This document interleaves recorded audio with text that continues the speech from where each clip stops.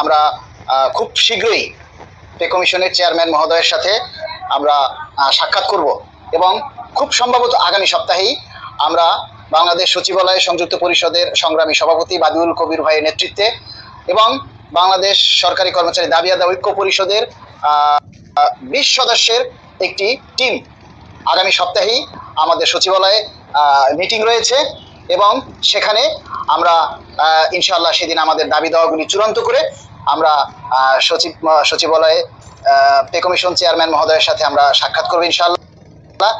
আপনারা আমাদের জন্য দোয়া করবেন, পাশাপাশি আপনারা দাবিগুলি চালিয়ে যাবেন। আর আপনাদের কাছে আমাদের একটা অনুরোধ, সেটা বলতে পারেন অনুরোধটা আমাদের নয়, অনুরোধটা উচ্চ মহলের, কমিশনের এরকম অনুরোধ। কারণ আপনারা সবাই জানেন যে মিডিয়াগুলি আমাদের বিপক্ষে, অনেক রাজনৈতিক ব্যক্তিত্ব বা আরও অনেক কিছু আছে যারা আমাদের বিপক্ষে লেখে। আপনারা অনেকেই বলতেছেন যে পে কমিশনের প্রথম মিটিং কবে হবে, আবার কেউ আজকে দেখলাম আলহামদুলিল্লাহ আগামী সপ্তাহে প্রথম মিটিং হচ্ছে, আবার অনেকে দেখি গ্রেড সংখ্যা 12টা করে 10টা করে 15টা করে যার যার মতো গ্রেড সংখ্যাকে একীভূত করে স্কেল বানিয়ে একেবারে পে স্কেল দিয়ে ফেলছে।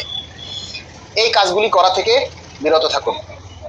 এই কাজগুলি করার জন্য উচ্চ মহল থেকে নিষেধ করা হয়েছে, এতে আপনাদের আমাদের ক্ষতি হবে। কারণ কমিশন চাচ্ছে দ্রুত গতিতে পে স্কেল বাস্তবায়ন হোক, এটা হচ্ছে একেবারে কমিশনের মনের কথা। অনেক কিছু আছে যেগুলি ভাই বাহিরে প্রকাশ করলে আপনাদের আমাদের কর্মচারীদের ক্ষতি, সরকারের কিছুই হবে না। আপনারা তো জানেন যে অনেক মানুষগুলাই আমাদের এই পে স্কেলের বিরোধিতা করছে। সেখানে আমরা যদি সেই পে স্কেল নিয়ে পে কমিশন কবে মিটিং করলো, কবে কি করলো, এগুলি তো বাইরে প্রচার করার দরকার নেই ভাই। এতে দ্রব্যমূল্যের উপরে প্রভাব পড়ে আর এগুলির উপরে বিরোধিতা করার সুযোগ পায় মানুষ।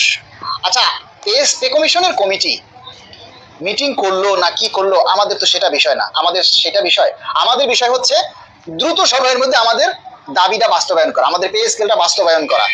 ঠিক আছে? আচ্ছা, আমাকে সচিবালয়ের এক নেতা ফোন দিয়েছে, আমি একটু মিউট করছি। কমিশন দ্রুত গতিতে কাজ করছে, শুধু এটুকু আপনারা জেনে রাখেন, খুবই দ্রুত গতিতে কমিশন কাজ করছে এবং কমিশন 100% পজিটিভ যে তারা এই নির্বাচনের আগেই পে স্কেল বাস্তবায়ন করবে। আপনারা অনেকেই 25 সাল থেকে পে স্কেল বাস্তবায়ন চান। 25 সাল থেকে আসলে কি পে স্কেল বাস্তবায়ন করা সম্ভব? একটা পে স্কেল বাস্তবায়ন করতে গেলে আপনার 50, 60, 70, 80 হাজার কোটি টাকাও বরাদ্দ লাগতে পারে। এবং আমরা এই যে পে স্কেলটা বাস্তবায়ন করার জন্য যে বাজেট, সেই বাজেটটা কি 25 সালের পে স্কেলে 25 সালের বাজেটে রাখা হয়েছে? হয়নি। তাহলে আমরা কিভাবে 25 সালে আমরা এই পে স্কেল আমরা আশা করতে পারি? তা সুতরাং আমরা জানুয়ারি 26 থেকে পে স্কেল কার্যকর চাই। আপনারা শুধু এই দাবিটা করবেন, পে স্কেল জানুয়ারি 2026 সাল থেকে বাস্তবায়ন চাই।